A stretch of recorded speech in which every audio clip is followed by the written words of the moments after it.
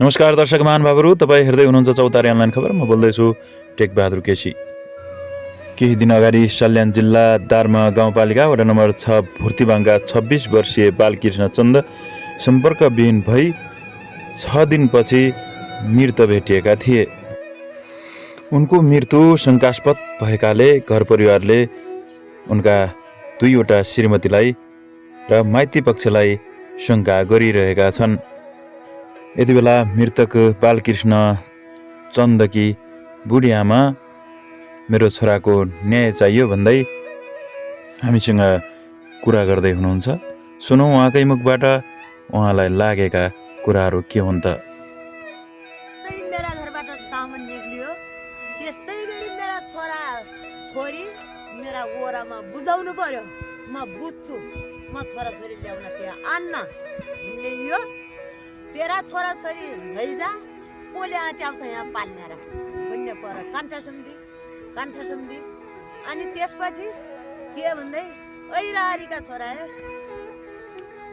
छोरा हिया तेरो त हात खुट्टो छोट्याएर म के बनाउँछु भन्ने मलाई थाहा छ है, मलाई थाहा छ भन्ने कान्ठा सम्धि। अनि त्यहाँपछि अचार पिसिन खान्छु भन्ने सम्धि। कुरो यही बारीबाट यो बिग्रिया हो, घटना पर्या गोटाले दिनबाट गएर त्यो छोराले खाएको छैन। दिन खा। त्यस्तो भनेर फोन गर्ने जेठी पक्षका हुन् कि कान्छी पक्षका? जेठी पक्षका। अनि ऊ चाहिँ फोन विधि गर्ने हो। खोज तलास गरिरहनु भएको थियो।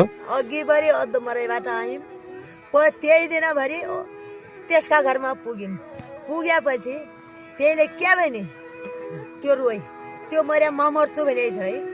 20 घन्टा फोन खाली हुनुहुन्थ्यो, त्यो मान्छे छैन, मलाई फोन गर्दैन त्यहीले भने। अनि त्यसपछि यहाँ घरै डराउँदैन भने हामीलाई केही थाहा छैन। हामी केही थाहा, 1 रात बनाइ बस्यौँ, 2 रात घर सुत्यौँ। डराउँदैन भने हामीलाई थाहा छैन, हामी घर हाम्रो बासै छैन, 1 रात सुत्याम भन्यौँ। अनि त्यहाँबाट त्यो भनेपछि त्यसले के गरी कपडा लैजाऊ, कपडा यहाँ छ। म आइगएँ उठेर, ओइ मेरो मान्छे हुनु पर्यो कि लाज कि सास, मलाई हुनु पर्यो ल। 2टीका कारणले यो बिचमा यो भइहाल्छ। मेरो मान्छे हुनु पर्यो कि सास हुनु पर्यो कि लास हुनु पर्यो कि छोड्नेवाली कुनै हालतमा छैन म भनेर उठेर आइगएँ। यिनीहरू उहाँ बसेपछि यिनीहरूलाई कपडा लैजाऊ भनेछ। उहाँ पनि त्यहाँ पनि कपडा छन् गरे, त्यो देखा गरेर पनि कपडा छन् गरे। त्यसका बोट हाल्न आएका दिन त्यहाँ हातपात गएछ। यो बसाइथी गरे सङ्गीतालदेखि छ पर यति समाइन तम जम हान्न, यही समाइन रिङ आएको पनि रिङ आएको, यही समाइन यहाँ रिङ आएको। अनि जेठी जोइले भनेपछि त्यही हुने, त्यही हो कारण।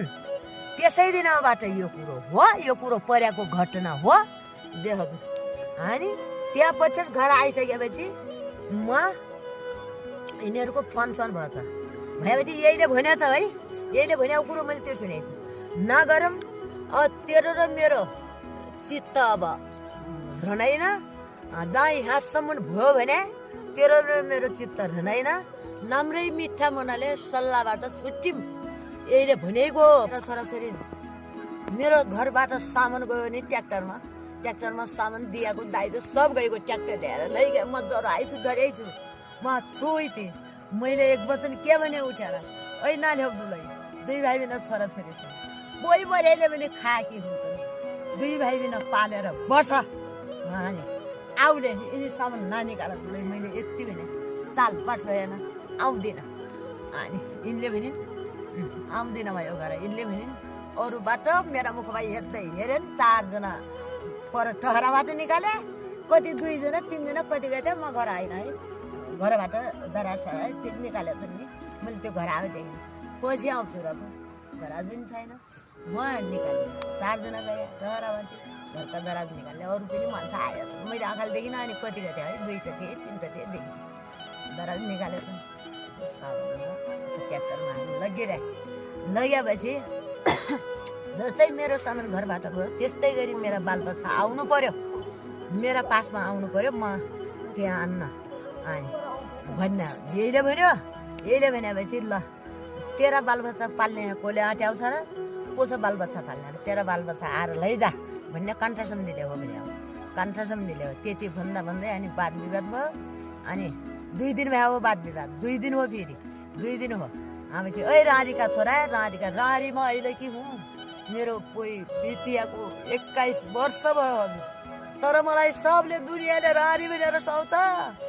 मैले त्यति वाद विवाद भएपछि मैले भने म संसारकी राँरी त होइन, म एउटैकी राँरी हुँ।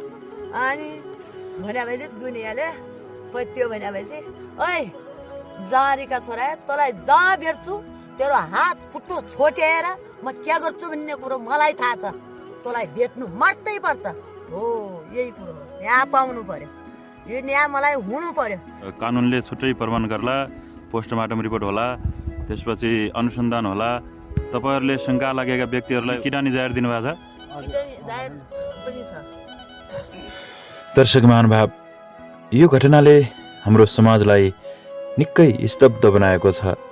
घटना निकै शङ्कास्पद र कहाली लाग्दो छ। नेपालमा पनि कानुन छ है भन्ने खालको सरकारले यति बेला सल्यान जिल्लाले कानुनको इज्जत राख्नेछ भन्ने हामीले कामना गरेका छौँ। धेरै यस्ता आपराधिक क्रियाकलापका घटनाहरूका अपराधीहरू अहिलेसम्म धेरै ठाउँमा पत्ता लागेका छैनन्।